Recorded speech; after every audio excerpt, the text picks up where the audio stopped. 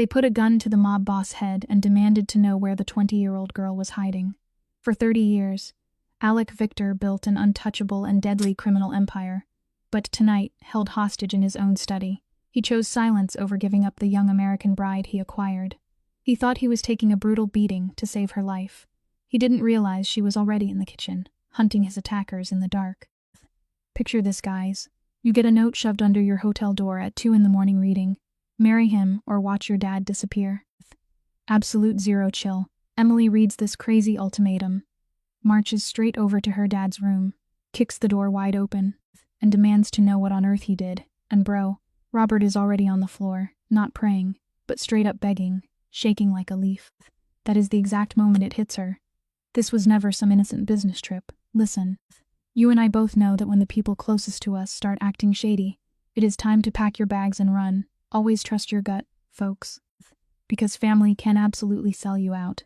If you are hyped for this massive drama, stick around because things are about to get totally unhinged. Let us rewind a bit to the flight from Columbus to Rome. 11 hours and 20 minutes of pure awkwardness. Emily tries to catch some sleep, but ends up spending half the flight just analyzing her dad. He is sitting there holding a drink without taking a single sip, grinding his jaw like he is practicing a massive lie. He keeps giving her these super quick, super guilty side eyes. It is the look of a man who knows he messed up big time. Emily has seen this exact same red flag her entire life. Late rent, sketchy deals falling apart, him stumbling in smelling like cheap drinks and bad choices. Here is a free life lesson for you. Past behavior is the best predictor of future behavior. People rarely change unless they are forced to. And Robert was giving off major disaster energy. He was practically wearing a neon sign that said, "I did something terrible and you are about to pay for it." Seriously, the vibe was insanely off. Somewhere over the dark Atlantic Ocean, Emily finally calls him out. She asks him what is really going down. Robert totally panics and blurts out that is a business trip. Bro, she shuts that down instantly. She reminds him he does not even own a business. Then he pivots to claiming it is an investment. Come on, man, telling your kid to pack light, grab a passport, and keep it a secret from everyone is not an investment trip. That is a kidnapping waiting to happen. The lesson here is simple. Never let anyone gaslight you when the facts are staring you right in the face. Robert just tells her to go to sleep. Obviously. She stays wide awake. Emily spends the next 4 hours watching him like a hawk. When they finally touch down in Rome, she has zero clue what the actual plot twist is. But her survival instincts are absolute screaming. You know that creepy, gut-wrenching feeling when something is terribly wrong. Yeah, she had that. A massive black car is waiting outside, complete with a silent driver giving off major hitman vibes. Emily hops in just because her dad does, mostly to avoid throwing a tantrum in an airport at 6 a.m. Honestly, we have all compromised our boundaries to keep the peace. But here is a major life lesson. Never stay quiet just to be polite when your safety is on the line. She would deeply regret wasting those next 6 hours waiting for her cowardly dad to explain him. Spoiler alert, he never explains a single thing. He just stares out the window, gripping his hand so hard his knuckles are chalk white. After a 40-minute drive into the middle of nowhere, they pull up to a literal fortress. Huge automatic iron gates swing open before they even hit the brakes, which means security has been watching them the whole time. Big yikes. Then she spots the villa. It is massive, cream-colored, and insanely luxurious. You do not bring your 20-year-old daughter to a mafia-style mansion for a casual business chat, unless the product being sold is her. Let that be a lesson for us all. When a situation feels way too grand and secret for your normal life, somebody is playing a game you do not know the rules to. Her voice goes completely dead. Her voice always went flat when she was terrified. She asks him who lives in this crazy compound. Robert finally turns to her, and guys, his face is a whole mess. It is this wild mix of heavy guilt, sadness, and twisted relief. He looks like a guy who is finally dropping a massive burden, even if it means destroying his own kid to do it. Her stomach completely falls out. He begs her to listen and stay calm. She tells him she is calm, but when he asks for her trust, she straight up roasts him, saying she trusts him less every single time he opens his mouth. Remember, folks, trust is earned through actions, not demanded in the middle of a shady crisis. The car parks. The silent driver opens the door. Robert literally just walks away toward the entrance without saying another word. Emily just sits there in the back seat for 3 whole seconds, totally paralyzed. But what else are you going to do? You follow the trail. You step in the lion's den, and you face the music. She walks in, and the final boss is already in the room. But check this out, he is not hovering by the door waiting for them like a normal person. He is chilling in the center of the room, completely ignoring their entrance, just looking at something on his table. When he finally turns around, he moves with that slow, arrogant swagger of a guy who owns the world. He is a man who clearly has not waited for anyone in decades. The lesson today: true power never rushes. It forces everyone else to adjust to its pace. He is 57 years old, looking like an absolute menace. This guy has silver-streaked hair, peach-black eyes, and a face that screams pure authority. He is not just handsome, he is straight-up commanding. He is wearing a custom-tailored suit that probably cost more than Emily has seen in her entire lifetime. He just stands there, absolutely perfectly still. He does not even glance at her useless dad. He locks his dark eyes entirely on Emily. It is one of those intense, calculating stares that sizes you up, prices you, and buys you in under 4 seconds flat. But Emily, she stares right back. She knows from dealing with her dad that blinking first is a rookie mistake. Life lesson alert. My friends, if you want to survive a shark tank, you have to look the shark dead in the eyes and show no fear, even if you are terrified. She holds her ground and refuses to look away. You can actually see a tiny micro-expression shift on the boss's face. He respects it. Her dad introduced him as Alec Victor, sounding like a dude walking to the electric chair. Alec greets her with this incredibly smooth, flawlessly practiced Eastern European accent. His voice is super low, practically vibrating with that heavy top-tier villain energy. Emily just demands to know what is going on. Alec barely even looks at her dad and just casually orders him to leave the room. And guys, her own father actually turns and walks away. He is really going to abandon her with this mob boss. Listen, the harshest lesson in life is realizing that the people supposed to protect you will sometimes throw you right to the wolves. Her body's alarm bells are absolutely blaring right now. It is that terrifying freeze response right before the pure panic sets in. She begs Ed away, but the coward just mumbles that it is fine and walks out. The heavy door clicks shut. Now, it is just Emily and Big Bad Wolf. She looks Alec dead in the eye and demands he start talking. Oh boy, and he does. He does not sugarcoat a single thing. He speaks with zero emotion, treating the whole situation like a dry legal contract. Because honestly, that is exactly what she's to him. Turns out, her deadbeat dad borrowed $412,000 8 years ago from the absolute worst kind of shadow bank. You know, life teaches us that secret debts always come due, and the interest is paid in blood or tears. So the dad's business totally flopped. Obviously, for 8 whole years, there were missed payments, desperate extensions, and Alec being incredibly patient. But now, that patience has completely dried up, since her dad could never pay back the cash. Alec calmly drops the biggest plot twist of the century. He says they renegotiated the terms. Emily stares at him, utter confused. Renegotiated to what exactly? Marriage, bro. She just stands there waiting for the punchline. She expects this to be some crazy mistranslation or a sick joke, but the punchline never drops. She asks if he is being serious, and this absolute menace just replies that he never jokes about contracts. Take notes, guys.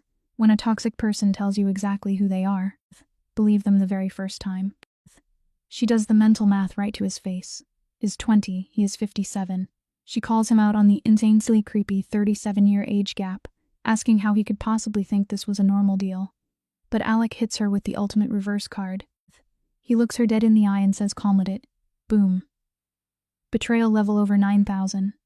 The silence that hits the room is absolutely deafening. Emily just snaps. She does not even think about it. She grabs a heavy crystal glass off the side table, absolute launches it across the room. It smashes into the well just 6 inches from his head, showering glass everywhere. Listen, bottling up rage only leads to explosions. So sometimes you just have to break something, but wait for it. The boss does not even flinch. The man does not even blink. He literally just glances at the shattered crystal on the floor, like he's mentally adding it to a spreadsheet. Then he looks right back at her and coldly says that the next broken glass comes out of her allowance. Bro, Emily actually laughs out loud. It is this crazy, unhinged cackle because the sheer audacity of mentioning allowance in a forced mafia marriage is completely insane. She fires right back, telling him there is no deal and you cannot just buy a human being like a used car. But Alex stays chillingly calm, telling her he is not buying her. He is just forgiving a debt that would ruin her family. Here is your final lesson today, guys. Toxic people will always frame their worst actions as a favor to you. Do not fall for the gaslight trap. Listen up, you are about to dive into some absolute mafia madness today. Picture this.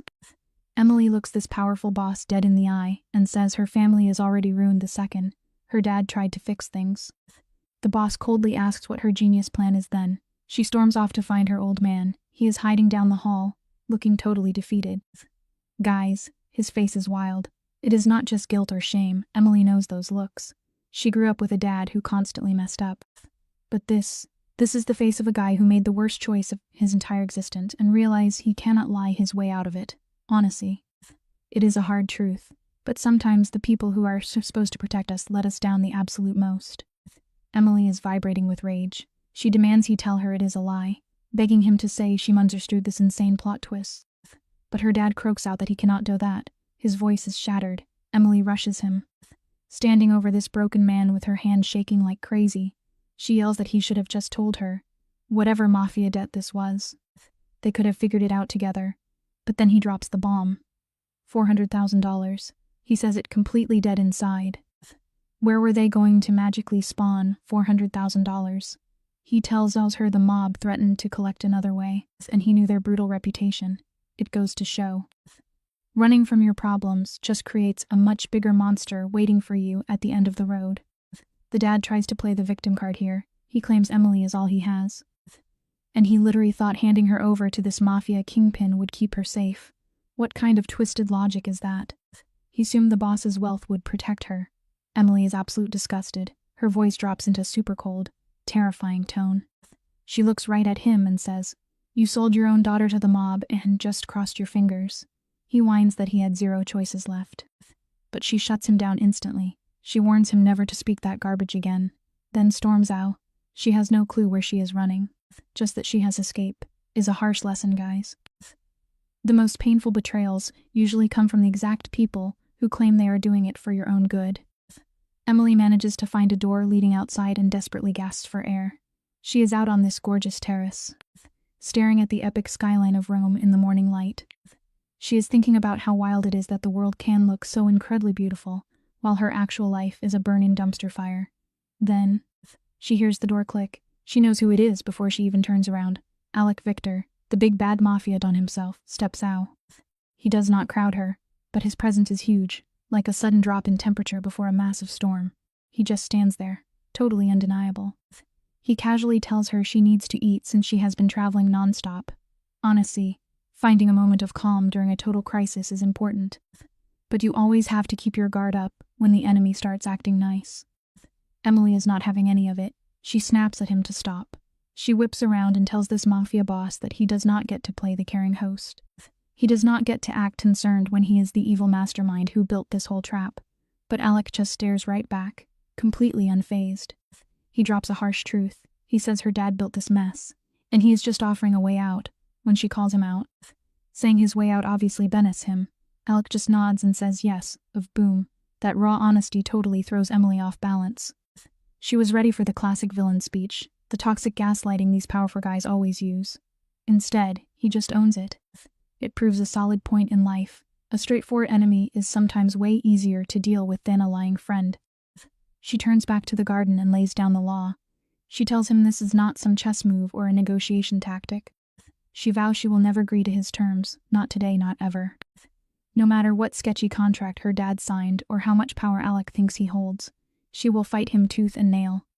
She demands to know if he understands. Alec drops a heavy pause, looks at her, and says he understands completely, and actually expected nothing less. Then he casually walks back inside. Emily is left gripping the railing until her knuckles turn white. But guys, she is not just scared anymore. There is this weird spark of adrenaline. She stood up to a literal kingpin, and he did not belittle her. Real respect is earned when you hold your ground, especially when you are completely outmatched.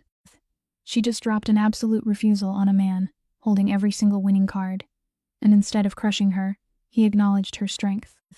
Emily mentally files that detail away because she needs every scrap of intel to survive this mess. A bit later, a woman named Sophia tracks her down. Sophia is moving with this intense, quiet authority. She is clearly the ultimate fixer. The kind of person who runs the whole mafia mansion behind the scenes. Sophia politely tells Emily her room is ready, Emily claps back, saying she would rather have her passport and a ride to the airport. But here is the plot twist. Sophia calm reveals her passport is already in her room, totally untouched. Emily is completely stunned.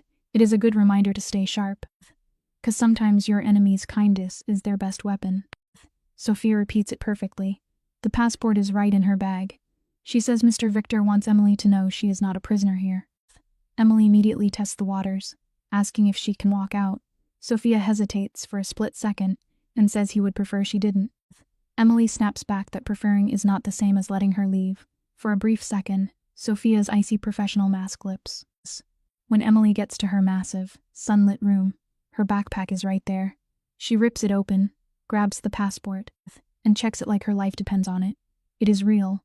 Alec did not take it. Every single move this mob boss makes is a calculated choice. It is crazy how giving someone the illusion of freedom can trap them way faster than locking them in a literal cage. Emily has only been here 45 minutes, but she is already reading his game plan. Alec chose to hit her with the brutal truth. He chose to step out on that terrace and now, he chose to let her keep her passport. She knows this is not out of the goodness of his heart. She is way too smart for that. This is pure, top-tier psychological control. By letting her keep the passport, he is forcing her to waste all her mental energy figuring out if she can actually escape. She will be agonizing over the risks, instead of plotting a wild counterattack he might not see coming. He is keeping her busy. Always remember, if someone hands you an easy out during a high-stakes conflict, they have probably already rigged the exit. It is a masterful, terrifying strategy. She tucks the passport right in the front pocket of her bag, keeping it close just in case she needs to bolt. She pulls out her phone and shoots a text to her friend Dana, telling her not to panic and absolutely not to call the cops. Dana fires back in 30 seconds flat, threatening to call every authority on the planet if Emily does not explain within 10 minutes. Emily cracks a tiny smile. She types back that she is safe and promises to explain later. But after hitting send, she just stares at that word. Safe. She drops the phone, staring at the ceiling, forcing her brain into pure survival mode. She has done this a million times thanks to her dad's messes. Life throws crazy curveballs, but keeping a cool, methodical head is your best armor when everything else is falling apart. Let's break down her inventory together. She has a phone with a terrible signal. She has a totally useless father who might serve a purpose later. Downstairs, she has a mafia don who holds every single advantage. But he already made 3 choices, proving he is not just a brainless tug looking for pure domination. It is a small advantage, but it counts. She has her own brain, that stubborn, hardcore survivor mindset that dragged her through her mom walking out, her dad's epic failures, and working brutal double shifts just to save $1,100. That part of her refuses to stop looking for an escape hatch. It just proves that your absolute best asset in any nightmare scenario is your own resilience. Nobody can steal your grit unless you hand it over. She vows to find a way out. Her master plan: march right downstairs the next morning, sit across from Alec Victor, look him dead in the eye, and figure out exactly what makes this boss tick. You literally can outsmart an enemy you do not understand. And Emily Harper never stopped scheming. She is only 20 years old, stranded in a foreign country with 0 allies, 0 backup, and a father who traded her entire future to clear his messy past. But this untouchable mafia boss made one massive rookie mistake. He let her keep her sanity in her sharp mind. That oversight is going to cost him big time. It is a classic underdog lesson. Never underestimate someone who has absolute nothing left to lose, because that is when they become incredibly dangerous. She decides to go to breakfast. Going to breakfast is a perfectly calculated move. It is almost 8 in the morning. She is staring into the mirror, jaw locked, eyes filled with pure determination. Sure, she could have hidden in her room. She could have boycotted the meal entirely. But hiding means giving up the first major power play. And Emily did not survive 20 years of chaos by letting someone else control the board. She walks downstairs at exactly 8 o'clock sharp. Alec is already chilling at the table, sipping coffee and reading a physical newspaper like a classic mafia don. When she walks in, he gives her that exact same calculating look from the night before, sizing her up and filing away every detail. Taking control of the tiny details is how you start winning back your life, step by step. Alec casually points to the chair across from him, and she takes a seat. Sophia materializes out of thin air, pouring coffee like a phantom. Emily grips her mug with both hands, locking eyes directly with Alec. They sit there in total silence for 30 entire seconds. That is an eternity when two people are caught in a massive standoff. Finally, Emily breaks the silence. She does not speak first because she is weak. She does it because gathering intel is way more crucial right now than playing a silly staring contest. She demands to know what this twisted mafia arrangement actually looks like on a daily basis. Alec slowly folds his paper, locks onto her, and gives her his complete attention. Knowing when to drop your ego to gather facts is a true superpower everyone should master. So get this, guys, our girl Emily is suddenly locked in this insane billionaire mafia arrangement. The boss, Alec, is literally laying down the law, telling her she has maids, Italian lessons, and a personal driver. But Emily is not stupid. She immediately clocks that the driver is basically a highly paid babysitter, reporting right back to the Don. He calls it considerable freedom within parameters, which is just a fancy way of saying she is trapped in a gilded cage and has to play the role of his perfect partner at fancy galas. It just goes to show, you should always read the fine print in life, because absolute comfort usually comes with invisible chains. Then Emily drops the heavy question and asks when the actual wedding is happening. And guys, the answer Alec gives completely throws her off balance. He calmly sips his coffee and says the timeline is fully negotiable, no forced vows, no creepy demands. He just wants her visible when he needs her for his mob politics, and he promises nothing happens without her total consent. Emily is totally shook. She was braced for some twisted, manipulative mind games, but instead she gets this raw, unfiltered bluntness that short-circuits her brain. She can't help but ask him why he chose her, honestly. It is a good reminder that sometimes the most disarming thing you can, is just tell the absolute truth. Emily is not letting this go without a fight. She looks this powerful, terrifying mafia boss right in the eyes and demands to know why her father owes a debt that has to be paid with her. She thinks her dad has assets left to take, but Alec drops a total bomb. Her dad is completely broke dust, nothing left. So Emily goes straight for the throat and asks the darkest question imaginable. Why not just hurt her dad like other ruthless mobsters do? The tension in the room spikes instantly as Alec quiet repeats her words. Men like me. The lesson here is pretty heavy. Be careful when you make assumptions about people based purely on their reputation, because you might just be missing the real story entirely. Alec does not blow up like a typical villain. Instead, he reveals something wild. Emily says dad actually spent the last 8 years working him to the bone, taking humiliated jobs just to pay off his massive debt. Alec actually respects that hustle. It completely flips the script. Emily assumes this twisted deal is some kind of sick mercy. But Alec's cold logic, he is 15 years old, sitting on a massive empire, and has absolute zero heirs to inherit it. Her dad practically handed him the ultimate loophole. This whole exchange teaches us something super important. In the real world, intent matters just as much as the outcome, and acknowledging someone's hard effort can completely alter how you treat them. Let us take a closer look at the reaction Emily has here. Guys, she is staring down this silver-haired boss, scanning him for any sign of a lie. She grew up surrounded by liars, so her radar is flawless. But here is the terrifying part. She does not detect a single ounce of deceit. That absolute honesty scares her more than threats. Stepping up like a total boss hearse, she starts firing off demands. She wants unmonitored tech, books, and a quick 10-minute lifeline call to her best friend Dana, just to say she survived. Alec shoots down the unmonitored laptop instantly. Because security is security, it is a harsh reality check that setting boundaries is crucial, even when you are the one holding all the power. Alec actually caves on the phone call to Dana and promised to get her the books right away. But just as Emily is about to bounce, she hits him with the ultimate trap question. She asks if her dad offered her up, or if Alec demanded it. The silence in that room gets so thick you could slice it with a knife.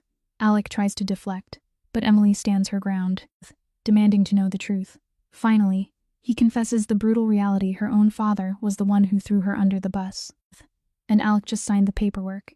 Emily thanks him for his honesty and walks away, catching his quiet reply echoing down the hall. It really shows us that sometimes the hardest truths hurt the most, but facing reality is the only way to heal. After dropping that absolute nuke of a conversation, the hands on Emily actually stop shaking. She is regaining her control. By Wednesday, she is neck-deep in Italian lessons, and on Thursday, her new discreet trainer hands over a brutal workout schedule. Emily does not even flinch. She realizes that no matter how messed up this mafia hostage situation is, getting physically and mentally stronger is her best chance at surviving. She goes all in, grinding so hard that by week 2, she is already stealthily eavesdropping on the secret conversations of the mob staff. You and I should really take notes here. When life completely derails your plans, focusing on self-improvement is the ultimate strategy to claw your way back. Guys, look at our girl Emily playing absolute 4-dimensional chess here. She doesn't tell Alec a single thing. In this underworld, information is literal currency, and she is hoarding every penny for the fallout. On day 3, she hops on a strict 10-minute call with Dana. Dana is an absolute wreck, sobbing and begging for a location. Emily casually drops that she is in Italy and says it is complicated. Dana freaks out like, "Call the cops complicated." Emily tells her to trust her and keep her mouth shut. When Dana asks if she is safe, Emily just stares at her hidden passport, remembering how Alec took 1 second too long to answer at breakfast.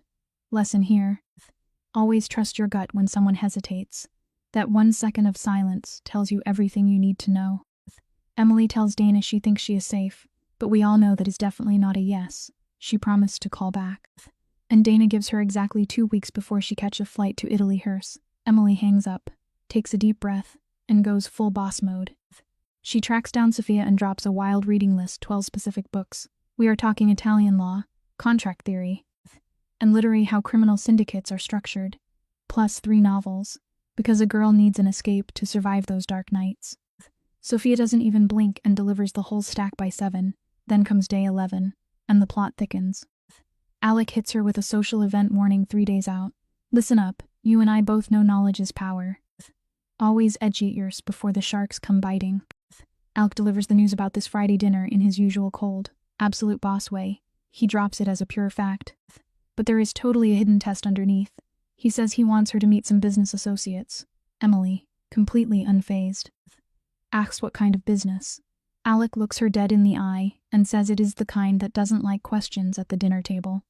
She calls it criminal, and he smooths it over as complex. Wow, Emily actually weighs her options here.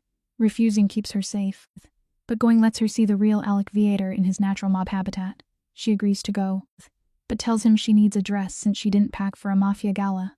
Sometimes in life, you have to step right in the fire to see who is holding the matches. Face your fears head on.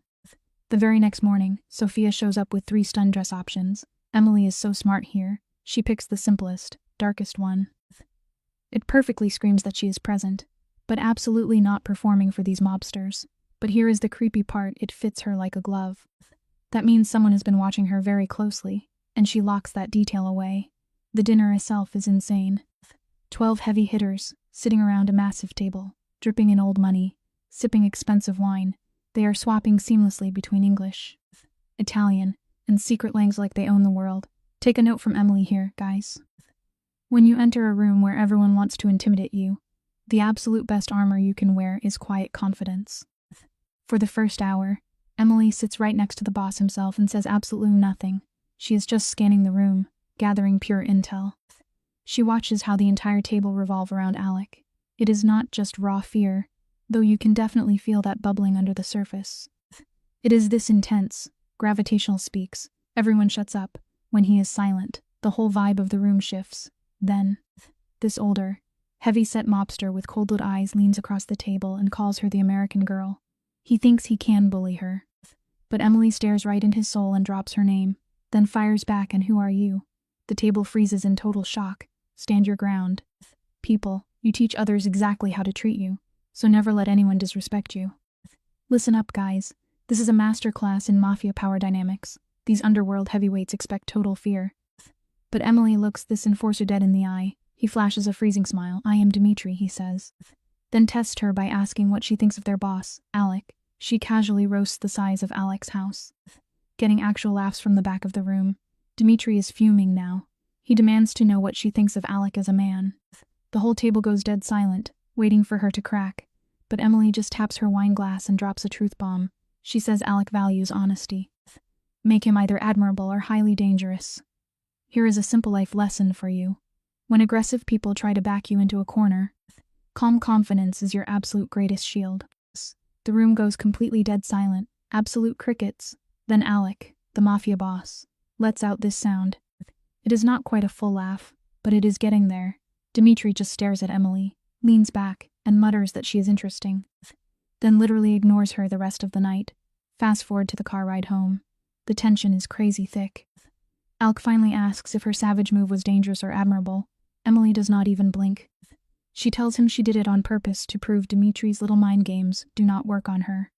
Alec reminds her Dimitri has been running the underworld for 30 years. It just goes to show you, guys. Sometimes standing your ground against the biggest bully in the room is the only way to earn their respect. Alec tells her straight up. No one has talked to Dimitri like that in 20 years. Emily snaps back that someone should have done it ages ago. Absolute boss energy. Then Alec drops a massive compliment, saying she did well. Emily keeps her guard up, insisting she did not do it for him. But when Alec replies, there is a totally unexpected layer of deep respect in his voice. Fast forward to day 14 at the Mafia Villa. Emily is secretly mapping out the mansion, checking every corner. She pushes open what she thinks is just a boring supply closet at the end of the east hallway. Spoiler alert, it is definitely not a closet. The simple lesson here is that preparation is absolutely everything. Always know your exits before you find yourself trapped in a terrible situation. So she steps aside and boom, it is a fully furnished hidden study. Alec is not the one inside. Instead, there is a teenager, maybe 16 or 17 years old. He sits there with headphones on, staring hard at a textbook. The second he realizes the door is open, his focus shatters. He rips off his headphones and locks eyes with Emily. He has these dark, intense eyes, exactly like Alec's, with a face that is young but already hardened.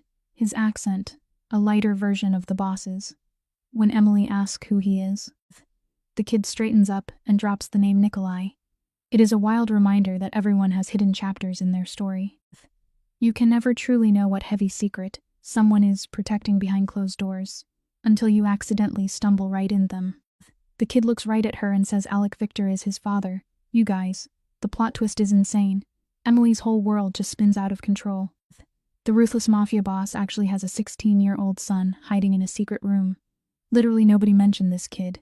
Not during dinner. Not anywhere. Emily blurts out that she had no idea he existed. Nikolai gets this heavy look and admits his dad keeps him a secret because it is safer. When Emily asks who it is safer for, the kid just replies, both of us. Emily stares at this teenager, and her entire view of Alec totally flips. It teaches you a really solid lesson about life. The toughest people out there often have the biggest vulnerabilities, and they will go to absolute extremes to protect the innocent people they truly care about. Think about how heavy that is. A mob boss hiding his own blood, and a teenager accepting a life in the shadows because he knows the deadly cost of being seen. Emily shifts gears and asks what he is studying. Nikolai is caught off guard, but says he is prepping for a university math exam. When she asks if he is any good, the kid drops his guard and confidently says he is very good. Emily just wishes him luck and shuts the door. She stands there in the hallway, completely mind blown, having to rethink everything she believed about Alec. He is not just some heartless monster after all. It really shows that taking a moment to understand someone's hidden struggles can completely change your perspective on who they are. We are all so much more than our absolute worst reputations. She realized Alec built this terrifying empire, but is desperately trying to shield his innocent teenager right in the middle of it. This does not magically excuse his crimes, but it gives Emily real, unfiltered truth for the very first time. She locks this secret away in her brain for later, like the absolute tactician she is. Back in her room, she tries to read a thick Italian law book until her brain practically melts, lying in the dark. She can't stop thinking about Nikolai saying it is safer with zero emotion. Like living in a cage is totally normal, it is a harsh life lesson. Really, kids always adapt to broken environments we put them in, absorbing the trauma as if it is just a regular day. We really have to be so careful about the dangerous worlds we build around them. Emily just stews on this huge revelation for ages, without even trying to. She begins to see the messy reality behind the ruthless man, who completely wrecked her old life. She is definitely not ready to forgive him yet. But for the first time since Rome, she falls asleep without clenching her fist in pure rage. Fast forward to day 23 at the villa. Stick with me, because this is the exact moment everything hits the fan. It starts off super quiet, which is exactly how these mafia attacks always go down. The biggest lesson you can take from this is that true danger never knocks on your front door or announces itself. It creeps in when you finally let your guard down and think you are completely safe. You always have to stay sharp when things feel a little too peaceful. The worst nights always start totally normal, buried under dinner chats and the muffled bass of Nikolai's music down the hall. It is nearly midnight, and Emily is wide awake. She has spent every single night obsessively analyzing her insane situation, figuring out who holds the real power. She has that law book open, but she is not reading a single word. She is on high alert, just listening, by now. She knows every tiny sound in that massive villa, the creaking steps, the heater humming, and the exact 12-minute patrol route of security guards. Her hyper-awareness is literally next level. It teaches us a huge lesson about survival, paying close attention to the boring. Everyday details can literally save your life when everything suddenly goes completely off the rails. Emily memorized those guard patterns purely on instinct, thanks to a rough childhood where knowing the quickest exit was mandatory. Then, at exactly 11:47, the pattern breaks. She hears glass shatter. It is not a chaotic crash. It is quiet, controlled, and chillingly professional. Hitmen are inside the house. Her survival instincts kick in immediately, and she is moving before her brain even processes the fear. She cracks her door open in the pitch-black hallway, relying on the dim emergency lights. In those 3 tense seconds, she hears something terrifying from the floor below, a weird, muffled sound she can't even identify. The life lesson here is simple. Never ignore your gut feelings. If your instincts scream that something is deeply wrong, act immediately. Suddenly, she hears a foreign voice barking aggressive orders down below. It is not one of Alec's usual mafia guys. Emily does not freeze up. She instantly pivots left, sprinting straight toward Nikolai's room. She does not even hesitate. She knows this 16-year-old kid is sitting duck. She smacks his door hard but keeps her voice in an urgent whisper, telling him to wake up. It takes 4 agonizing seconds before the door flies open. Nikolai is already on high alert, and Emily can tell instantly from his face that he heard the break in 2. She demands to know their fastest escape routes. It is a powerful reminder that true bravery is not always fighting the villains. Sometimes, it is stepping up to protect the innocent people around you before you try to save yours. Nikolai does not waste a second asking questions. He directs her to a hidden service stairwell disguised as a wall panel, shoving his shoes on fast. Emily whispers she heard breaking glass near the east side. Nikolai's face drops in panic. Realizing that's exactly where his father's office is located, Emily grabs him, demanding they run. Knowing his dad is a boss who can handle him, they bolt. They reach the hidden stairs, slip through the fake panel, and vanish in the dark stairwell. Emily holds her breath, gripping the kid's shoulder as they hear heavy footsteps moving right beneath them. The biggest lesson here is to always take fast, decisive action during a crisis. Hesitation in a highly dangerous situation will literally cost you absolutely everything you care about. They hear heavy boots stomping on the stone floors downstairs. The scary part is the noise is fading, meaning the hit squad is getting dangerously stealthy. Nikolai whispers their escape plan leads right through the kitchen to the gardens. Emily asks about the outside security. Nikolai points out the east side was supposed to have 3 guards, but he only heard 2 doing their rounds tonight. Emily realizes instantly that the hitmen already silently took out the missing guard. This is a highly orchestrated mafia hit, not a random robbery. She locks in, ordering him to stay low and avoid the east side at all costs. It proves that in life, paying attention to what is suddenly missing is often way more important than noticing what is actually there. Those tiny hidden details save lives. Alright, picture this. Guys, Nikolai looks at Emily completely stunned and says she sounds like a pro at dodging trouble.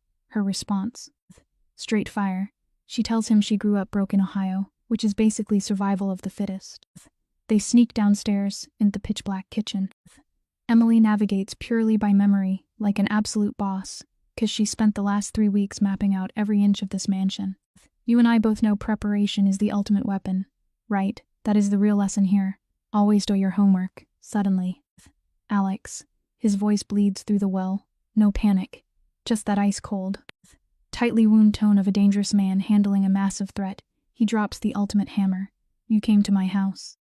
Listen to me, guys. We are dropping straight into absolute peak mafia vendetta today. Picture this scene. Some rival goons actually have the audacity to bust in the boss's house with guns. The Don is perfectly calm, asking them if they realize they just signed their own death warrants. But these clones just tell him to sit down. The disrespect is insane. A massive crash echoes through the halls. The boss's 16-year-old son, Nikolai, is ready to throw his life away and rush in. But out of nowhere, Emily snatched him by the collar. This absolute legend uses pure leverage to pin down a future mob boss. She whispers right in his ear to stay put. The kid is shaking with pure fury, ready to charge armed men. But Emily drops the ultimate truth bomb on him, saying they need him alive. Emily looks this furious kid dead in the eyes and says his life is the only currency they have left. And boom, the stubborn mafia hair actually listens to her. Emily finally breathes. But the tension is still through the roof. She peeks through the gap on the kitchen door and spots 3 pairs of heavy boots. At least 3 armed hitters are prowling the halls. Now picture this. Even with guns pointed at him, Alex, the absolute boss, is speaking in a completely calm, chillingly measured voice. The intruders are the ones getting loud and panicking. Alex is totally flipping the power dynamic on them while sitting down. Meanwhile, Emily is scanning that kitchen like a tactical genius, looking for any way out of this nightmare before the goons realize she is hiding right under their noses. Just appreciate the pure survival instincts on display here. Emily maps out the entire room in 4 seconds flat. Knives to the left. Old landline phone on the wall. Unlocked delivery door right behind her. She turns to Nikolai and tells him to make a run for it. She gives him the ultimate stealth mission, telling him to sneak out the south wall, find the guards, and then make as much noise as humanly possible to draw attention. The kid asks what her plan is, and this absolute madwoman is already grabbing the phone. She punches in the one secret emergency number she memorized weeks ago. The head maid had slipped it to her inside a law test book with that classic ominous look of, "I hope you never have to use this." Well, the time has officially come, and Emily is dropping the ultimate distress signal right now. The phone rings exactly once before a totally unknown guy picks up. Emily speedruns the situation, telling him there are 3 intruders. The boss is hostage, and she is getting the hair to safety. The mystery guy on the line just demands her location and tells her to hold her ground. Emily turns back to Nikolai and orders him to leave right this second. This is a massive character development moment. The kid looks at her with the exact same calculating eyes as his mafia boss father. He realized Emily risked her own life just to pull him out of his room before the hit squads found him. He knows she did not have to do that. But she just tells him to go. He vanishes out the back door like a ghost, leaving our girl completely alone, crouching behind a kitchen island while literally waiting for all hell to break loose. Things are rapidly going off the rails in the study. The intruder's voice is getting way higher and totally unhinged. Whatever mind games the boss was playing to stall them are starting to fail. Then, the most terrifying plot twist drops. Emily hears the goons ask for her. They are hunting the American girl, and this is where the absolute boss energy of Alex shined through. He is sitting there with 3 loaded guns in his face. And what does he do? Dead silence. He refused to sell her out. Emily realized this cold mafia boss is literally choosing to take a bullet rather than hand over her location. Here is a simple lesson for you guys. Sometimes the most dangerous man in the room is the only one actually willing to protect you. Alec is proving his loyalty in the most intense way possible. There is 0 time to get emotional about the boss saving her, because those heavy combat boots are stomping right toward her kitchen. Emily leaves the open phone line on the counter and goes straight into absolute survival mode. She grabs a massive knife from the block. Now, she is not dumb enough to try and win a sword fight against heavy firearms, but she absolutely refuses to die cowering on the floor. She stands tall, hiding the blade flat against her forearm like a trained assassin. All those intense self-defense sessions with the mob's personal trainer are suddenly making perfect sense. She is locking in, ready to use her entire body as a weapon. The tension is so incredibly thick you could slice it. The kitchen door slowly creeps open, and a single, heavily armed hitman steps into her domain. It is officially going down. The fact that this absolute tank of a hitman was sent alone means they are specifically hunting her down to use as leverage against the Dawn. But this guy is completely stunned to find a 20-year-old girl just standing perfectly still in the dark, staring daggers into his soul. That split second of total confusion is all the opening our girl needs. Emily launches the kitchen knife, but here is the massive brain play. She does not aim for the guy, because throwing knives at armed guards only works in movies. She snipes the light switch. The handle smashes the switch, plunging the entire room into pitch-black darkness. Before the goon can even blink, Emily is already flying across the kitchen. She tackles him low and hard from the blind side, using exactly what her combat trainer taught her to completely shatter his balance. You and both know you cannot out-muscle a literal mafia enforcer, but Emily uses pure leverage, momentum, and home field advantage to completely wreck this guy in the dark. She pins his gun arm against the wall and slams her elbow straight into his joint. The guy groans, the weapon hits the floor, and she punts that thing across the room in the void. The hitman recovers and brutally throws her off. She crashes into the island, getting the wind totally knocked out of her lungs. With only 1 second before this monster grabs her, she ducks low, dodging his massive reach, and bolts straight out the door. She is sprinting down the corridor like her life depends on it. She makes it out, heart pounding out of her chest, entering the most agonizing 4 minutes of waiting in her entire life while chaos erupts behind her. She finally runs into the Don's personal squad sprinting up from the south entrance. The young hare actually pulled off the mission and sent the cavalry. Emily points them straight toward the study and hangs back in the hallway. For 4 straight minutes, all she can hear is the absolute brutal sound of mafia violence echoing through the walls.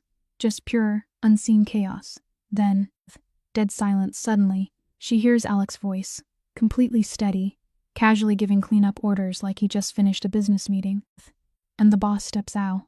When he spots Emily, he literally freezes, for a split second.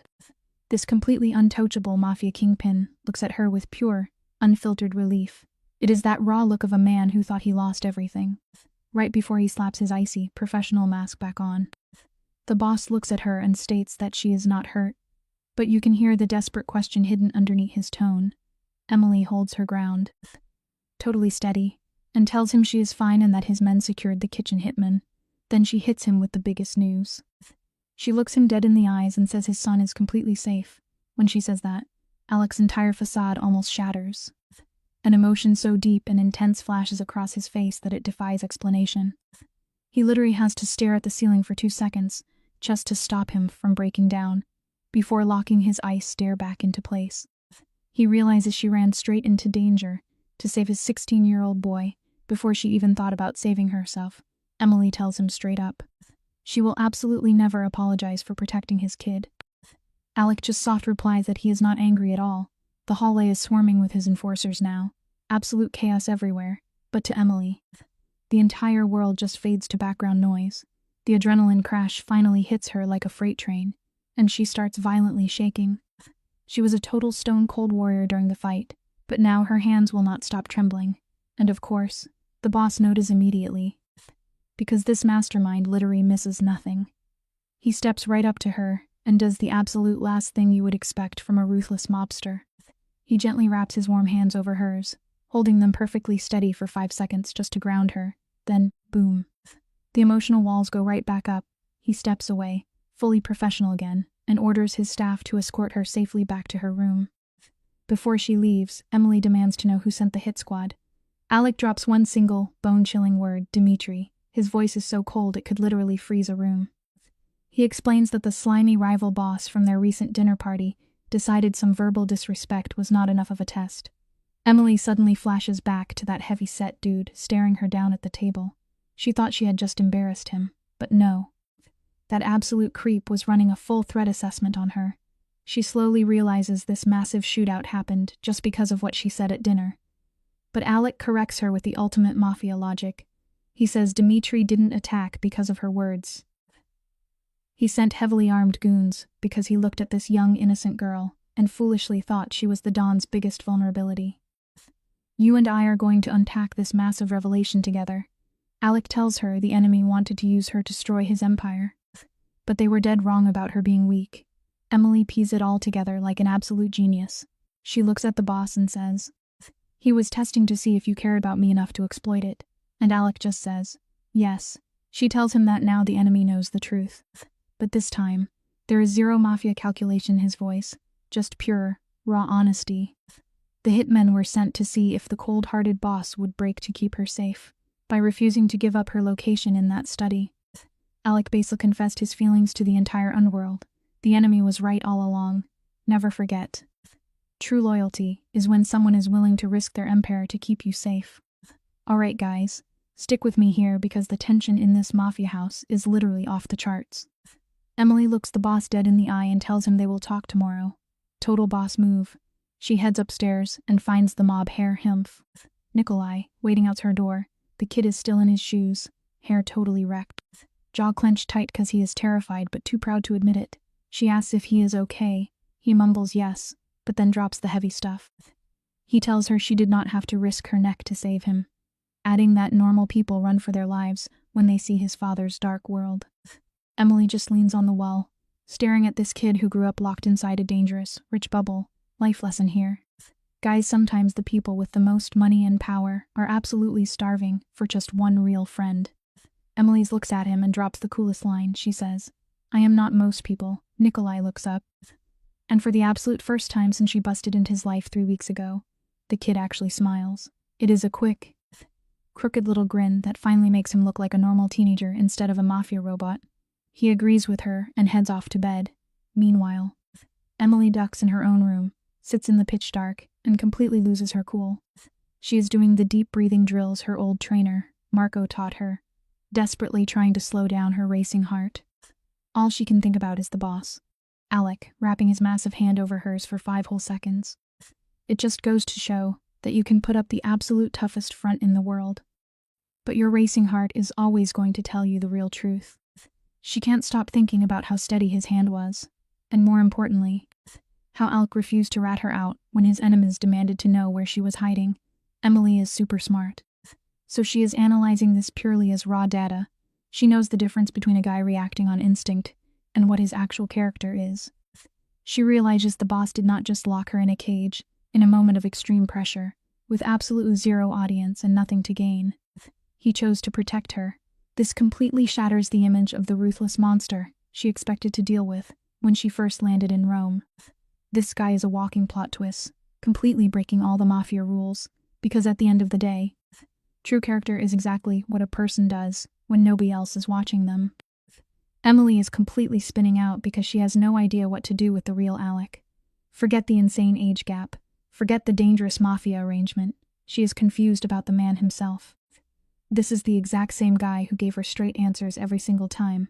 And tonight, he literally took a brutal beating just to keep her safe. That is insane. She knows one thing for sure now: she cannot treat this guy like just another problem to solve. The vibe has totally shifted.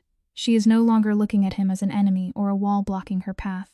She is finally seeing him as a deeply complicated, fully human guy, even if she is way too scared to put a name on whatever this feeling is. You can plan all you want, but you can never outsmart your own deeply buried feelings. She is not even close to figuring it all out, but as she lies there in the pitch black, she finally relaxes her hands. No clenched fists tonight. Her last thought before falling asleep is not about fake passports, escape routes, or calling the cops. Instead, she fixated on the guy who held her shaking hands and then just stepped back, asking for literally nothing. Fast forward to 7 in the morning. The crazy mafia mansion is barely waking up from the chaos of last night, and the promised chat finally happens. The big bad boss actually comes to find her. He does not send his maid Sophia. He does not text her. And he does not demand she report to his fancy office, sometimes the quietest. Most unselfish gestures hold way more power over someone than a loud demand ever could. The absolute dawn of this empire actually knocks on her door. When Emily opens it, she is stunned because the guy looks like he has not slept a single wink. For a boss who is usually dressed to kill and perfectly put together, this is wild. His suit jacket is long gone. His shirt is unbuttoned, and he is showing actual vulnerability for the first time. She spots a nasty cut on his jaw that was hidden in the dark last night. She instantly tells him he is hurt, but he tries to brush it off as nothing. Emily is not having it. She commands the mafia boss to sit down so she can clean it up with her first aid kit. Alec just stares at her, completely frozen. He is totally caught off guard. Letting your guard down and showing your messy side is the ultimate test of trust in any dynamic. Pay close attention, because the tension in this room is incredible. Believe it or not, the terrifying mob boss actually listens to her. He steps inside, sits by the window, and stays completely frozen while Emily cleans his wound. They do not say a single word for 2 whole minutes, but honestly that silence speaks volumes. Finally, Emily drops the name of the rival who attacked them. Dimitri. Alec does not even blink. He just looks her dead in the eye and says the guy has been handled and will not be sending anyone else. We all know what handled means in the mafia world. Emily stares right back at him, but then just goes back to work. Sometimes willful ignorance is your absolute best survival tool, when the gritty truth is simply too dark to handle. Emily realizes she has grown up fast in this brutal underworld. She tries to take the blame, saying the rival only attacked because of her. But Alec shuts that down instantly. He tells her the guy was hunting for excuse for 3 years, and she was just the spark, not the fuel. Then the boss totally shifts gears. He brings up how Emily ran straight to his son Nikolai's room during the attack. His voice gets super heavy, loaded with an emotion Emily cannot even identify. He tells her that in 20 years of ruling the criminal underworld, dealing with thugs and greedy partners, not a single person has ever made his son their first priority. If you truly want to earn loyalty that money absolute cannot buy, you just have to look out for the people that someone loves the most. Emily looks the most dangerous man in the city right in the eyes and says, he is just a kid, no matter what crazy mob war is happening. He is still a child. Alec stares back, and that heavy, unnamed emotion in his eyes flares up strong than ever. He quietly agrees with her. The vibe in that bedroom is shifting so fast. You can literally feel the trust building between them in the morning light. It is not some massive dramatic explosion, but a slow, steady burn that changes the entire temperature of the room. But Emily, being the brilliant strategist she is, instantly cashes in on this new trust. She completely switches topics and demands to talk to her own father. Real trust is never built overnight. It is a slow burn that builds up drop by drop until it suddenly overflows. Alec just gives her a single nod and says he will arrange a phone call. But Emily is not backing down today. She demands to see her dad in person. No bodyguards, no Suvai's nonsense. There is this incredibly tense pause while the Mafia Don weighs his options. Then, completely shocking her, he agrees to set it up for after lunch. Emily is mind blown. She literally asks him why he is not arguing with her. Alec slowly stands up, moving super stiffly because he took some serious hits last night that he is trying to hide. He tells her he never wanted to cut her off from her family. Emily claps back, reminding him that their whole arrangement has been completely mutating since day one. A genuinely strong leader does not need to micromanage everything. They know exactly when to yield control. You and I are going to unpack this, because the boss just admits the rules have totally changed, and walks out. Emily is left sitting in her quiet room, desperately trying to process all these wild feelings in a solid game plan. Turns out, her dad, Robert Harper, did not flee to the States at all. The guy has been hiding out in a smaller villa just 20 minutes down the road. Finding out he was practically next door for 3 weeks hits Emily incredibly hard. They bring him to the main house right at 2 in the afternoon. Emily meets him in the sitting room, making sure the doors are wide open. When she finally sees her dad, he looks absolute awful. He is crazy thin and looks 10 years older. Holding on tox guilt will physically age you way faster than time ever could. The second Emily walks into the room, her father jumps up nervously. She just looks at him and firmly tells him to sit down. She is totally running the show now. Sitting across from him, she finally allows herself to really look at the guy. This is the man who raised her completely alone since she was 9 years old. The dad who was a terrible but super enthusiastic Little League coach. The guy who worked 3 exhausting jobs just to put food on the table, but still managed to make the absolute worst, most catastrophic decision of his entire life, claiming he did it all to protect her. Emily is done playing games. She looks him dead in the eye and demands the whole truth. Even the people who love us the absolute most are completely capable of making massive, devastating mistakes. She tells her dad to drop the protective filter and give her every single dirty detail. For 40 straight minutes, Robert spills his guts. Emily does not interrupt him once. She just sits there, completely blank, soaking in this massive dump of heavy trauma like an absolute pro. When he finally finishes rambling, he tells her that Alec could have totally destroyed their family years ago, but actively chose not to. Replies, I know, her dad is totally shook. She folds her hands like a complete boss and explains that she has been paying close attention for 3 weeks. She admits the Mafia Don is not the monster they thought he was, but she shuts her dad down. You completely understand why someone made a toxic choice, but you never have to excuse it. Listen to me on this one, because it hits deep. Emily is not even yelling anymore, which honestly makes it so much more brutal. She calmly tells her dad that he should have spilled the secret, the absolute second things got bad. Even if they could not magically fix the massive money debt, she at least deserved the chance to fight alongside him. Her dad starts tearing up. Completely speechless, Emily hits him with the ultimate reality check. She tells him she is definitely not forgiving him today. But she finally understands his fear.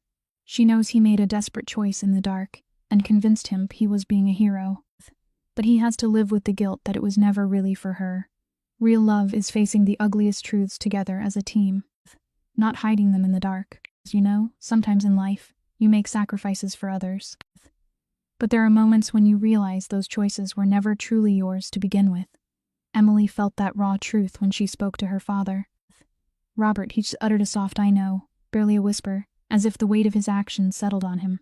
She stood, firm yet gentle, telling him, "I need you to go back to the States." His head snapped up, a sharp Emily escaping his lips, a mixture of protest and desperation. But she cut him off, explaining, "It's not about anger.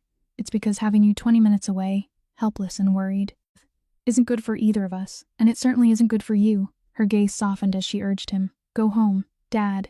Get yours together. I'll tell you I'm okay." She paused, her voice thick with emotion. "And Dad, truly, I am okay. I want you to understand that. It's not the path I would have chosen, but I'm making it work. I'm okay." Robert stood, slowly crossing the room, and she let him pull her into a long, comforting embrace, her face pressed against his shoulder, finding a momentary solace in his familiar presence. That scent, that familiar comfort and smell of him, it was home. It had been her home, her safe harbor, for her entire 20 years. She allowed hers to sink into it, to fully feel that last lingering connection, before she pulled back, the decision firm in her eyes. Go home. She and he, without another word, simply went. Emily then found Alec in the east study, the very room where the intruders had held him captive just 2 nights prior, a detail she noticed, a chill running down her spine, but chose not to voice. He was on the phone, and as she peered in the doorway, he held up a single finger, a silent request for patience. He finished the call in barely 30 seconds, placing the phone down with a quiet click. "How was it?" he asked, his voice even hard. She admitted, her honesty unwavering, but necessary. Her gaze swept around opulent study, taking in the towering shelves packed with books, the imposing desk, the tangible evidence of a life meticulously built over decades within a world most people never even knew existed. "I need to ask you something. And I need you to answer me with the same honesty you always do. All right, what happens to my father's debt now? Practically, where do we stand?" Alec leaned back in his grand chair, a picture of calm confidence, and simply stated, "It's settled." His words hung in the air, seemingly definitive. Yet Emily's mind raced, searching for the logic. She pressed, confusion etched on her face. "Nothing's been signed. We're not married. There's been no official arrangement," he repeated, with an unshakable conviction that sent a shiver down her spine. "It's settled.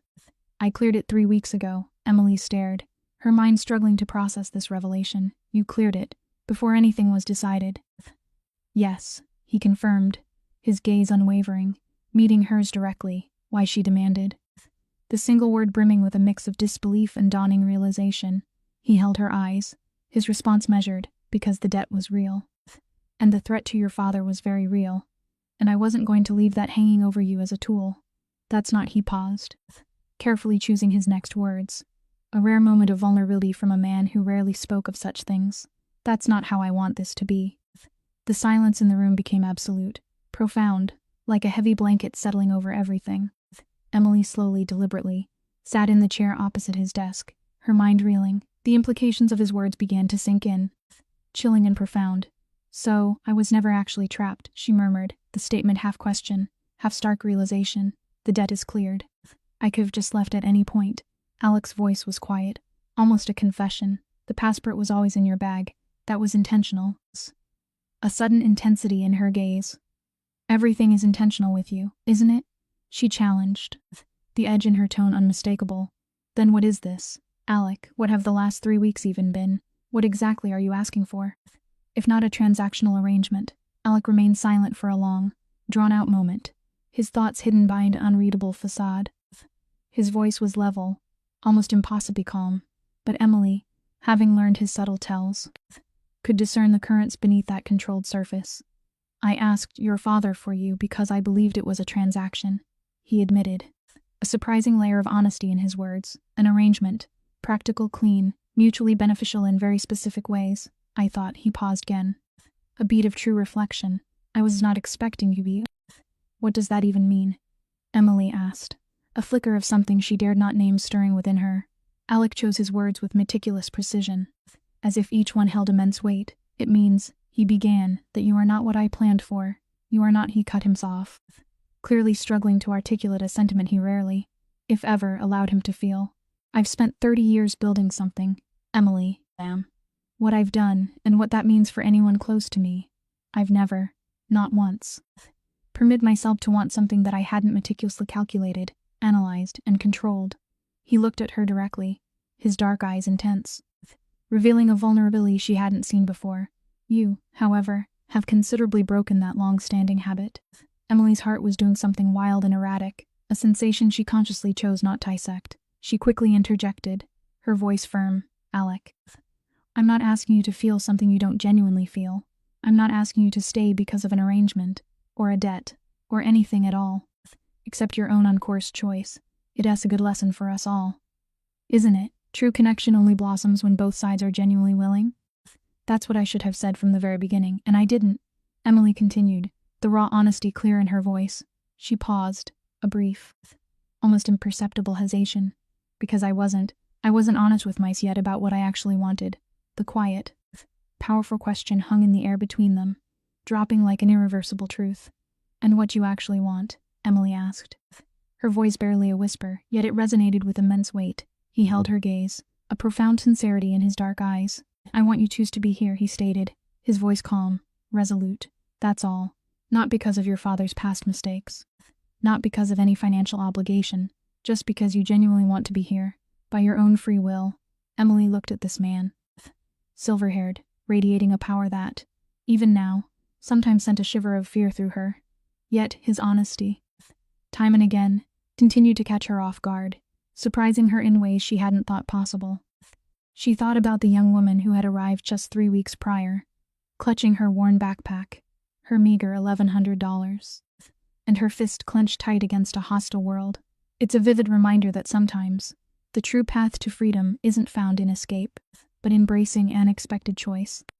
She thought about how utterly certain she had been, how absolute convinced she understood who the enemy was, who she needed to fight. "Aren't there yet," she said, her honesty a fragile, exposed thing. "I need you to truly unlearn that.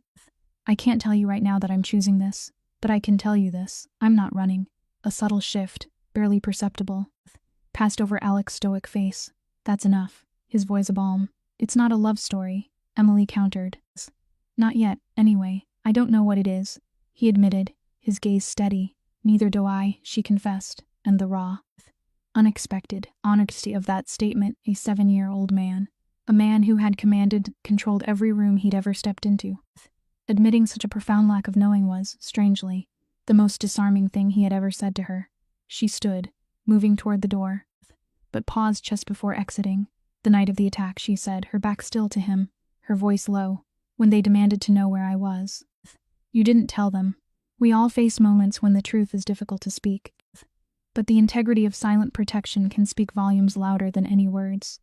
A heavy silence settled in the room, thick with unspoken meaning. "Why?" she asked again, her voice almost a plea, not really for an answer. After a long, drawn-out pause, his voice came, barely a whisper, yet resonating with an undeniable truth. "You know why?" And she did. She had known deep in her gut since that terrifying moment in the corridor, when she realized he had chosen to shield her. She had simply needed to hear him not say it, because sometimes the most profoundly honest answers are the ones a person can't quite bring them to articulate aloud. The ones communicated through actions rather than words. With that understanding, she walked out of the study, leaving the weight of their conversation behind her. Chuck, the week that followed felt different, not in a dramatic, explosive way, but in a subtle, pervasive shift. There was no single pivotal scene, no grand declaration, no clear line drawn between what was before and what was now. Instead, it was different the way the weather changes. A subtle alteration in the quality of the air, a series of small, accumulating things that slowly, steadily shifted the landscape of her new reality. She started eating breakfast without even thinking about it as a strategic decision anymore. And, for the first time, she began answering Alex's questions about her day with more than just the bare minimum. Actually engage in a real conversation. She couldn't help but notice, and actually allowed hers to notice, the specific, almost intense way Alec truly paid attention when she spoke. He wasn't just waiting for his turn to talk.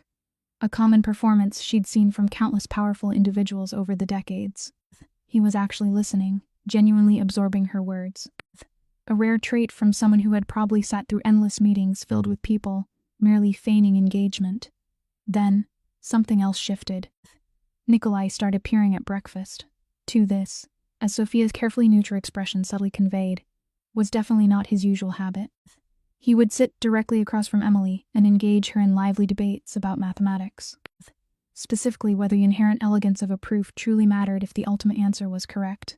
Emily, of course, passionately insisted that it did, while Nikolai steadfastly argued it was entirely subjective, a matter of taste. And all the while, Alex sat at the head of the table, slowly drinking his coffee, saying very little, but watching them both with an expression he likely believed was utterly unreadable. Emily, however, was beginning to read it with surprising clarity, seeing beneath the surface to the man truly observing. On Thursday of that very week, a small, unassuming detail would change everything. On that Thursday, the university entrance exam results for Nikolai finally came back. It wasn't just a pass, he had scored incredibly high, landing in the top 3% nationally. Emily actually found out from Sophia before Nikolai had even bothered to check his phone. Which just goes to show you how new travels in that house.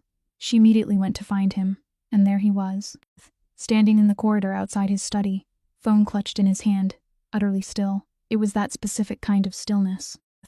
The way someone holds them when they're absorbing news, so monumental, so much bigger than anything they had dared to prepare for. She said, her voice filled with quiet pride. He looked up, his face a whirlwind of youthful, unguarded emotion. Completely raw and unmanaged. I didn't think, he trailed off, the words catching in his throat. I thought maybe top 10, at best, I told you. A small, knowing smile playing on her lips. 3 weeks ago, I told you that you would succeed. Life has a funny way of proving us right, sometimes when we least expect it. It's fine. Nikolai clarified, a playful edge to his voice. You didn't say top 3%. Emily just shrugged, a small, knowing smile on her face. I just had a feeling. He looked at her then, those dark eyes so like his father's, filled with an intensity and sincerity that landed directly in her heart. Thank you for that, he said, his voice surprisingly deep with genuine gratitude. For saying it when you didn't have to. For saying it when you didn't have to, when everyone else just saw me as a problem. Emily, never quite knowing what to do with such direct praise from teenagers, simply shrugged again, feeling a warmth spread through her. Go tell your father, she instructed, her voice firm. Nikolai hesitated, a flicker of uncertainty in his eyes. He doesn't always know how to. He's going to want to know, Emily interrupted, her tone unwavering. Go. Nikolai, without another word, sprinted down the stairs, taking them 2 at a time, the anticipation and excitement radiating from him. Emily remained in the corridor, listening intently, and from somewhere below, she heard the low murmur of Alex's voice, followed by something she hadn't heard from him in the entire 3 weeks she'd been living in that house. Laughter, real, genuine and warm, completely unguarded, stripped bare of all the layers of control he usually wore so tightly. It was the sound of a father genuinely proud, genuinely happy. Emily slow sank down on the top stair, resting her chin in her hand, allowing hers to feel the complicated, unnamed swirl of emotions blossoming in her chest. She didn't try to categorize it, didn't try to control it, didn't even attempt to turn it into something manageable or easily explainable. She was, after all, only 20 years old, far from home in a foreign country, having arrived with absolute no plan, no real choice, and no idea whatsoever what kind of world she was truly walking into. And honestly, she still didn't have a concrete plan for the future. But for the very first time, a profound realization washed over her. She wasn't looking for the exit anymore. No, what she was looking for now was the door further in, a deeper entry into this life she was building, and that, in its own way, terrified her more than anything that had come before, more than the shattering glass, more than the terrifying intruders. It's a powerful lesson, isn't it? Sometimes.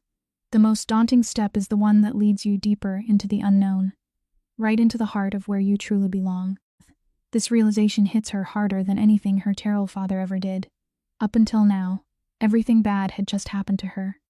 She was always the victim of someone else making terrible choices. But this right here, she is choosing this chaotic mafia life all on her own. And that is the hardest truth to swallow. You can never blame anyone else for the life you actively choose for yours. Taking ownership is scary, but it is the only way to actually live. She hears footsteps and quickly stands up, trying to play it cool. Alec walks up the stairs and freezes when he sees her. He proudly says his son scored in the top 3%. His tough mob boss armor is totally gone, his voice is so much lighter, and he is looking at her with absolute, unguarded admiration. Absolute cinema. Totally deadpan. I told him he would be fine. Alec stared at her, completely stunned. You did, he asked. 3 weeks ago. You opened a door you had zero business opening, and told a stranger he would be fine. He paused, looking at her like she was an alien. Why? Emily did not even blink, because someone should have. The stairs went dead quiet. Down below, Nikolai was buzzing on the phone about his scores. And right there, Alec Videra, a boss who spent 30 years having everything calculated, was looking at a girl who just broke his entire matrix. Emily was staring right back, not sweating a drop. Stick with me, guys, because sometimes the biggest flex isn't holding a weapon. It is holding your ground. I am not running. Dropping her voice. It was the exact same thing she told him back in the study. But this time, it hit way different, heavy, intentional. I heard you fought back. I know, Emily replied. I wanted to say it again then. Out of nowhere. Alec reached out. Not a full hand grab, just the lightest brush of his knuckles against hers. A split-second question mark. Gone before you could process it. Emily did not pull away. That one tiny moment was the whole summary of their vibe right then. Not a start. Not a finish. Just two heavy hitters standing in the absolute unknown. Nothing was locked in, but suddenly, the board was wide open. Life lesson. The strongest move you can make is staying put when everything tells you to bolt. It was not a romance yet, but the plot was definitely twisting. Emily, who literally rolled in this mafia underworld, ready to fight for her freedom, was having a massive reality check. She was figuring out that being an absolute boss does not mean you have to be made of stone. Finding your power and actually letting someone in, totally possible to do both. She realized that sometimes the absolute worst nightmares drop you right into the realest chapters of your life. Life gives you what you need when you stop forcing the script. Anyway, the big plot twist dropped on a random Tuesday. No epic soundtrack, no slow motion Japan, no dramatic rain outside, just pure, unfiltered reality, smacking her right in the face when she least expected it. She found out all by herself in the bathroom at 6:40 in the morning. She used a test she bought from a random pharmacy 3 kilometers out. Straight up lying to her mob driver about needing shampoo. She walked the last block solo, stood in the store aisle for 4 whole minutes, and carried that little box to the register like a stone-cold professional.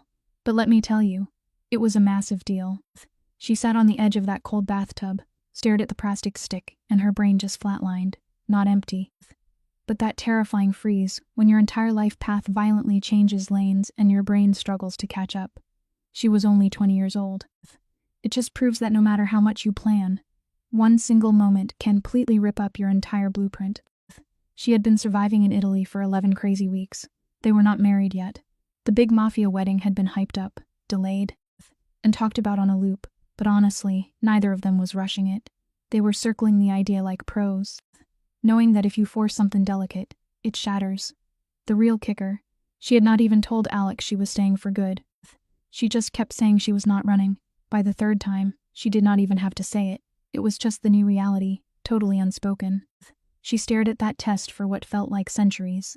Then, pure poker face, she shoved it in her pocket and marched straight down to breakfast.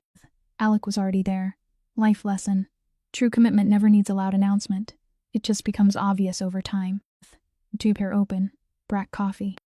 The exact same routine she had memorized over 11 weeks, until this mafia mansion stopped feeling like a prison and started feeling like home. She sat down. The housekeeper poured her a coffee she completely ignored. Alec glanced up from his paper, and boom. He read her expression in under 2 seconds. It used to creep her out, but now she secretly counted on it. What is wrong? He demanded. And it was not a suggestion, she replied, keeping her voice leveled. He completely folded the paper, all of his intents. Boss-level focus locked right onto her. You guys know you have to face the music eventually, right, Emily? He warned. She reached into her pocket, pulled out the test, and slid it on the table. The silence in that room dragged out for exactly 4 seconds. She literally counted them in her head. Then Alec finally looked up, and his face did something totally wild. The big bad mafia boss completely crumbled, not in a crying way, but like a guy who controls every single shadow in the city, suddenly realizing he has zero power over this one tiny piece of plastic. Emily, he breathed. I know, she shot back. How do you feel? Asked. I do not know yet, she admitted, scared. And something else I do not even have a word for. Then, he reached right across the table. He did not grab the test. He grabbed her hand. Just held it steady, making zero demands. It shows you that true support is not about having answers. It's about being present when things get terrifying. Tell me what you need, he ordered softly, did not even hesitate. I need you to not make a single decision for me, she fired back. I need this to be mine.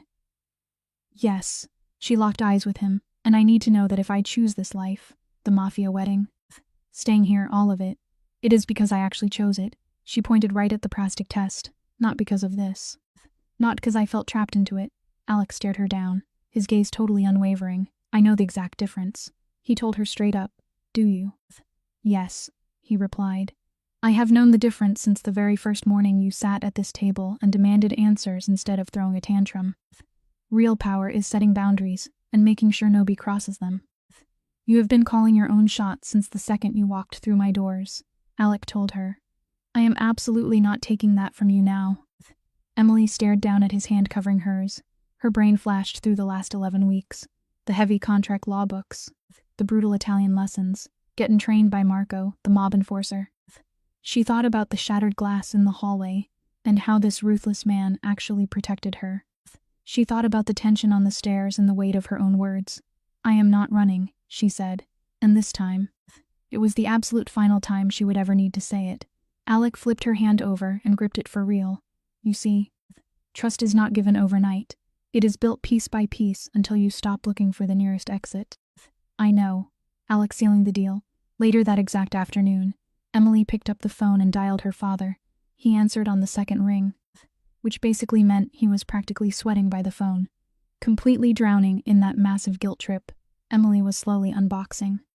She was not handing out a free pass yet, but she was starting to understand him, which honestly takes serious maturity. She said. The dead silence on his end was heavy enough to crush a car. Dad, I am totally okay, she rushed out. I need you to process that before I say the recite. He choked out, so she dropped the bomb. You could literally hear the oxygen leave his lungs. He was juggling pure shock, panic, and dark mob-level complications. Emily, her dad, finally croaked out. What are you going to do? She did not even stutter. I am having this kid, she declared, and I am marrying him. Not because of the baby. And definitely not because of your insane debt. I am doing this because I want to. She let that hang in the air. He is not the monster we thought he was. Dad. The silence that followed was thick enough to slice with a knife. Are you happy? Her dad asked, his voice completely wrecked. Emily actually paused to think about it, giving the question real respect. I am getting there, she admitted. And honestly, I am getting there way faster than I ever thought. She heard a massive sigh of relief. Sometimes. The most powerful thing you can own is your truth, even when it sounds crazy. Then that is enough. That has to be enough. Emily did not miss a beat. Come to the wedding, she ordered. I want you there. Are you sure? He asked. You are my father, she replied, keeping it painfully simple. The wedding itself, totally low-key. Emily demanded a tiny guest list, and Alec agreed immediately. Zero pushback, just 12 people. Sophia, the housekeeper, was there, crying with that scary, strict business mafia posture. And Nikolai, he rolled up from college looking like a mess. Realizing that being a lone wolf genius does not mean you have it figured out. Life lesson. Major events do not need a massive crowd. Just the real people who survived the storm with you. Emily just watched Nikolai across the room, finally at peace. We jump straight to the room before the ceremony, and this younger guy catches Emily watching. He walks right up, hands in his pockets, and asks if she is nervous. She admits she is a little on edge, but he looks at her with this unshakable confidence and tells her not to sweat it. He has been watching Alec for 16 long years, and he knows exactly what it looks like when the boss actually cares. He says he has only seen it once with him, and once right now. The implication is massive. Emily looks at this young man, who is literally about to escape this wild life and head to a university, and she feels this huge rush of warmth in her chest. Look, the biggest flex in life is not having power or money. It is knowing you made a positive impact on someone else's future. Nikolai does that classic moody teen shrug, acting like he is allergic to genuine emotion, and dips to stand by his dad. Robert Harper actually shows up 20 minutes early to the ceremony. He looks way better than he did back in that depressing sitting room. Still rough around the edges, he walks right up to Emily. Zero speeches, no dramatic apologies. He just grips her hands and stares at her, like he wants to permanently download her face into his brain.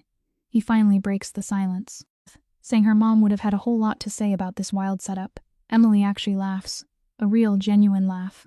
The lesson here: sometimes the darkest moments just need a tiny joke to crack the tension. Emily agrees her mom would have been extra, arriving a day early just to micromanage the seating chart. She tells Robert her mom would have actually liked him, once she got past the chaos of this mafia arrangement.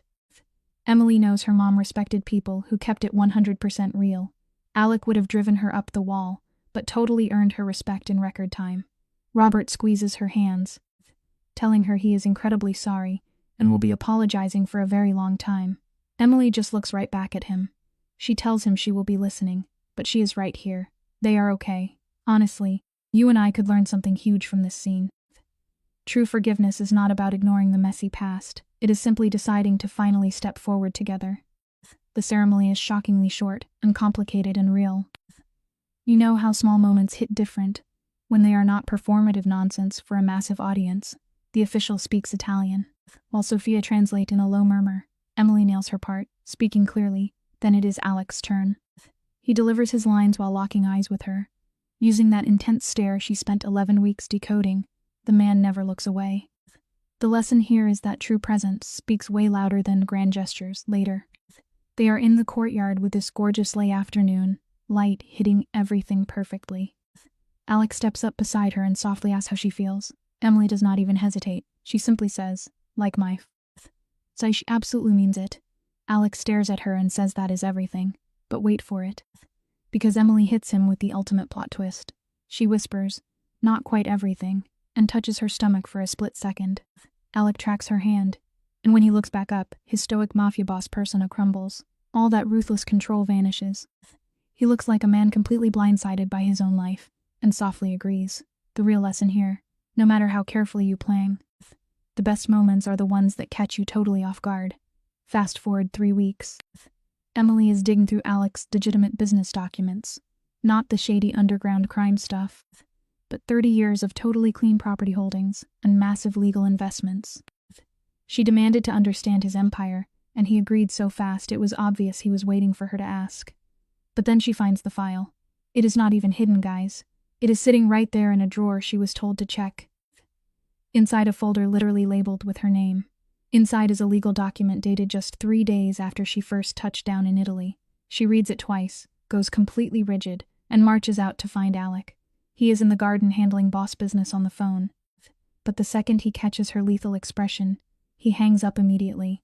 Emily drops the bomb. She says he put her name on the property 3 days after she arrived, way before she ever agreed to this crazy arrangement. The life lesson? True trust is what people freely give you before you even ask for it.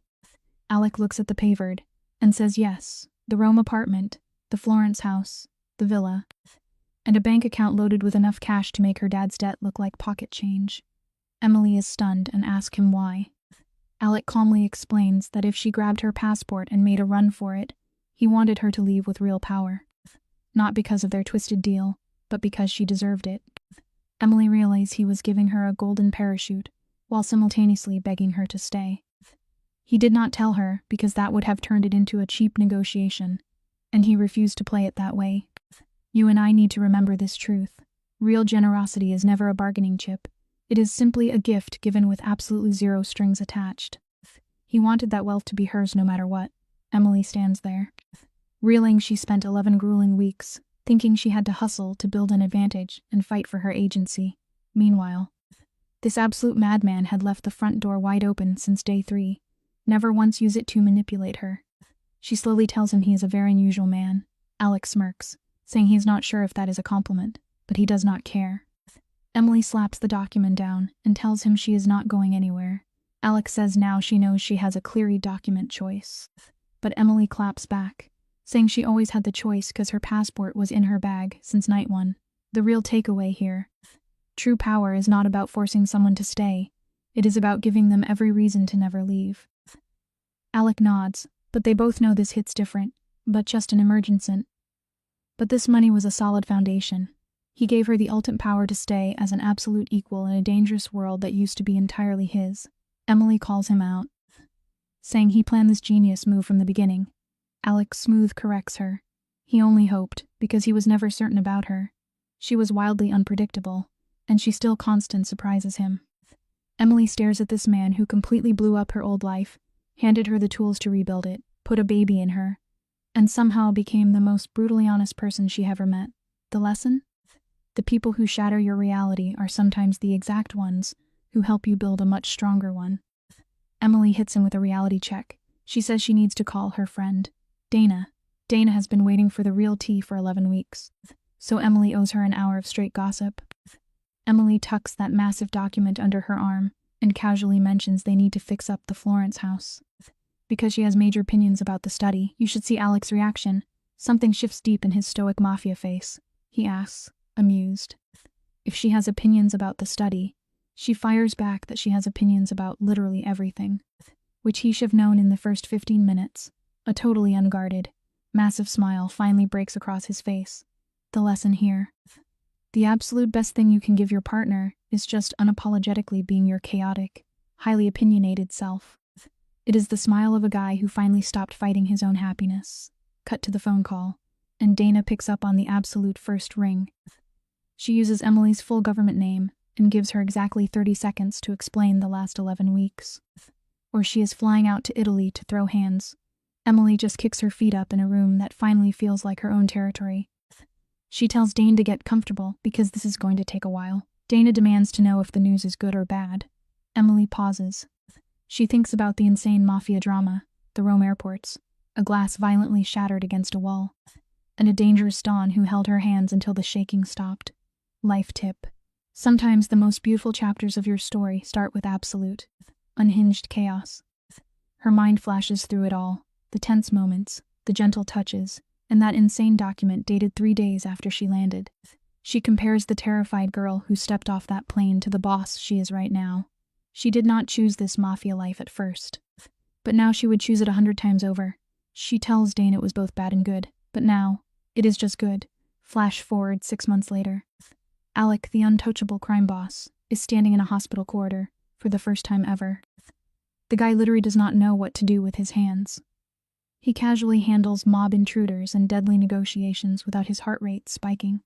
He usually moves through danger like water, but right now, the man is completely glitching out. The lesson. True growth means letting yours be terrified by the things that actually matter. Emily had never seen him look so incredibly fragile, 57 years old, and all that heavily guarded mental architecture has completely collapsed. Nikolai is standing next to him. The kid is 18 now, a university student, and doing a hilariously good job acting like he is calm for his dad's sake, even though his leg is bouncing like a jackhammer. The door clicks open, and Alec instant rushes in. Inside, Emily is exhausted, stripped of all pretenses. Holding something incredibly tiny and brand new, she looks up as Alec walks through the door, and guys, his expression totally shatters. It is that rare look she had only pulled of him twice before. You and I know this is the real payoff, the life lesson. The biggest empires in the world mean absolutely nothing compared to the fragile things we actually build from scratch. He crosses the room and sits right next to her. He stares down at this tiny brand new human in her arms, looking like a man who has officially forgotten every single word he ever learned. Emily softly says hi. The ruthless mafia boss literally cannot form a sentence.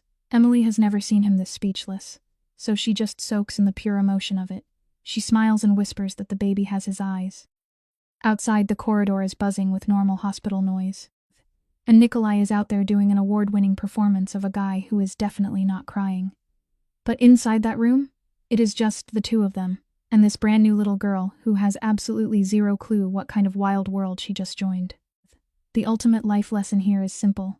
Every massive ending is really just the start of a brand new, unpredictable plot twist. Fast forward through the chaos, guys, and we get this incredibly emotional flash forward. Alec promises Emily their baby girl will know she was chosen out of pure love, not some shady mafia contract. Emily stares back, saying their daughter will know her mom built an empire from scratch, and her dad was the most honest criminal to exist. Alec just cracks up. A genuine, messy laugh showing his fully human side. Emily looks down at her baby, declaring that the absolute worst nightmare of her life somehow became her greatest blessing. Outside the room, Nikolai finally drops his tough guy act and beams with pure joy. The ultimate lesson here, even the most toxic, disastrous beginnings can slowly transform into the most beautiful chapters of your entire life if you truly fight for them. Alec reached out, his hand finding Emily's free one, wrapping around it with a familiar, comforting pressure. He held it just as he had on every daunting staircase, in every long corridor, in every single moment that had required a steadying presence. A quiet reassurance. It was a hold that was sure, unwavering, devoid of any pretense or performance, simply present, simply there, offering a quiet strength. Just, Emily murmured, the single word encompassing a profound understanding. She looked at him.